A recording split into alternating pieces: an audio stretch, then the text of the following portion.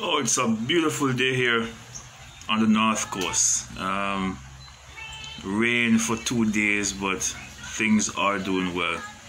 You know, something came to mind, and I just want to share a thought on it. And maybe I'm wrong, maybe I'm right. All right. So, I was in St. Thomas on August 1st, 2nd, and 3rd. All right. I was in St. Thomas for about 3 days. To host the fun day we have in Trinityville on August 1st.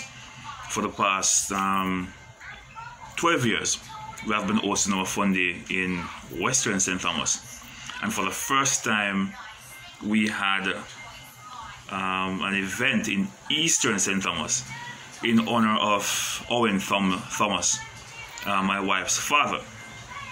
Man was served his community very well, and we want to keep that fun day in the East to honor him, the same way I'm keeping the one in the West to honor the legacy of George and Edna Harris from Mount Vernon.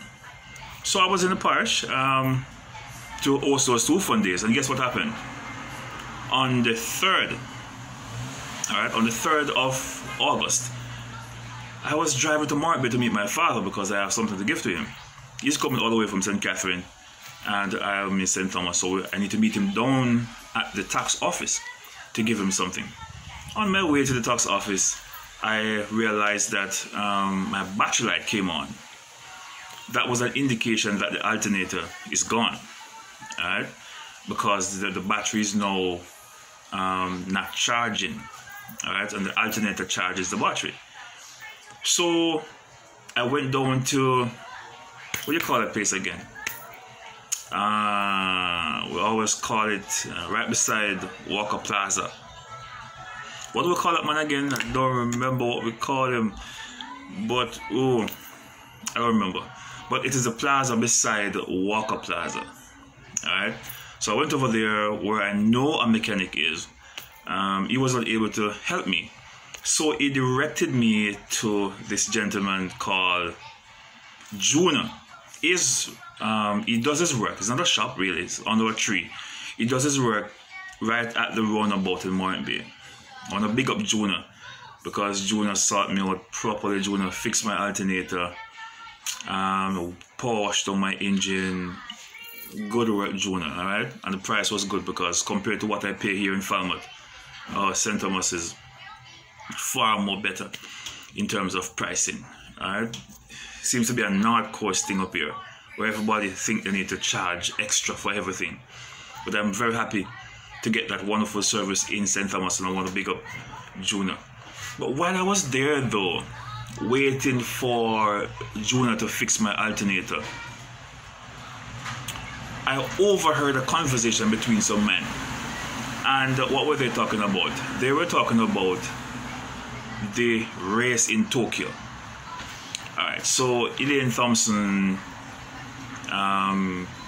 clocked one of the fastest time, the 2nd fastest time in history. Alright, so Elaine Thompson is now the 2nd fastest woman in track and field history, and that is a plus for Jamaica. I love this beautiful country, and I love my people as well. So Elaine, having ran faster than Sheridan Fraser, this is what upset me most. I hear some people start to criticize Elaine, Sheridan Fraser, as being greedy. Oh, she's greedy. She should have walked away from track and field just like Usain Bolt. Why did she come back to tracks? Why didn't she walk away? And I'm saying that, oh my God, people can be so ungrateful. There are a number of Jamaicans who do not have any loyalty. And I can tell you, a number of Jamaicans, they don't have any loyalty to themselves, to their family, to their community, and to their country. They will go to America and make it seem as if Jamaica is the worst place in the whole world. They will move out of a tenement yard and go into a scheme and behave as if those in tenement yard are the worst people ever. We're just ungrateful. We don't appreciate what we have and where we come from. A number of us, I know, yes, there are some beautiful Jamaicans who continue to be champion for this beautiful country, but we must admit that there are a number of persons who have no loyalty whatsoever. And so here these Jamaicans criticizing Shelley Fraser, saying that she's greedy. And I am saying that Shelley Fraser has served this country very well. In fact, Shelley Fraser has served not only this country, but the Caribbean, sports right across the world. She has represented for black women right across the world. All right, and for women in general, because women like to see when other women are stepping out, because women are saying that, oh, this is time for us to step out. Women are supposed to be liberated. We're not living in a man's world and the walls, right? Women are conscious of stepping forward in society. And so women are celebrating success for women anywhere in the world, whether in engineering, whether it is in academics, whatever field it is, women are celebrating for women. So Shelley Fraser does not only represent women in Jamaica, or women in the Caribbean, she's representing women all over the world, especially black women. So I'm very proud of Shelley Fraser Price. She has done wonderful. She has a wonderful personality. But I cannot understand why is it that Jamaicans would say that she's ungrateful, she's greedy, she should have walked away. Then guess what happened now? So in the Tokyo 100-meter final, we saw where Elaine Thompson era beats Shelley Fraser Price. Okay. I know Elaine is, I think, younger than Shelley Fraser. Her legs are taller. She's hungry. She's going for it. She has been good. She has been consistent. That's no surprise for Elaine to beat Shelley Fraser. Elaine beating Fraser, to me, is no embarrassment because Elaine Thompson is good and has been good. Right? She's one of the best we have in the world. So to be beaten by Elaine Thompson era is not something that we should feel embarrassed about. But guess what happened? This week we saw where Shelley Fraser beat Elaine Thompson in a 100-meter race. I think it's a Diamond League or something like that. And now some people are changing their mouth. And I'm saying, they're just saying that she should have walked away from track and field. Jamaicans, a number of us as Jamaicans, we are not loyal. We're only celebrating victories, but there's no loyalty. I can give you a perfect example. When you look at cricket, the moment West Indies were not winning, a number of Jamaicans stopped watching cricket. And they criticize everybody in cricket. If you look at football, the moment we were not winning trophies, look what happened.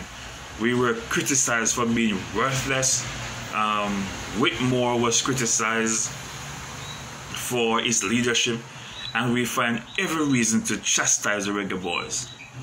But I say to myself that when you go to countries like, for example, a South American country, it doesn't matter how Argentina lose.